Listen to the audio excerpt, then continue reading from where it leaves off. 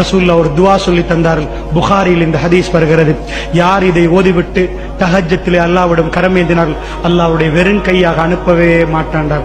லா இலாஹ இல்லல்லாஹு வஹ்தஹு லா ஷரீக லஹு லஹுல் முல்கு வ லஹுல் ஹம்து வ ஹுவ அலா குல்லி ஷைஇன் கதீர் வல்ஹம்துலில்லாஹி வ சுப்ஹானல்லாஹி வ லா இலாஹ இல்லல்லாஹு வல்லாஹு அக்பர் வ லா ஹவ்ல வ லா குவத்த இல்லா பில்லாஹ் என்று யார் தஹஜ்ஜத்திலே எழும்பி 2 ரக்காத்துகள் தொழுதுவிட்டு அல்லாஹ்விடம் கையேந்தினார்கள், அல்லாஹ் மீது ஆணையாக அவரை வெறும் கையோடு அல்லாஹ் அனுப்ப மாட்டான் என்றார்கள் ரசூலுல்லாஹி ஸல்லல்லாஹு அலைஹி வஸல்லம். அல்லாஹ்வுடைய நல்லடியார்களே, அல்லாஹ் ரப்புல் ஆலமீன் முதல் வானத்துக்கு இறங்கி என்னுடைய அடிமைகளே நீங்கள் பாவ மன்னிப்பில் ஈடுபடுகிறீர்களா என்று கேட்கிறான் என்றால் அந்த மன்னிப்பில் ஈடுபடுவதற்கு நாங்கள் தயாரா?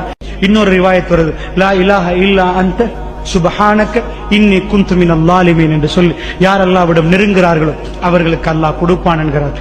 அதோடு ரசூலுல்லாஹ் மீது ஸலவாத்து சொல்லி நீங்கள் இந்த இரவுகளில் அல்லாஹ்விடம் நிறைய கேட்கலாம்.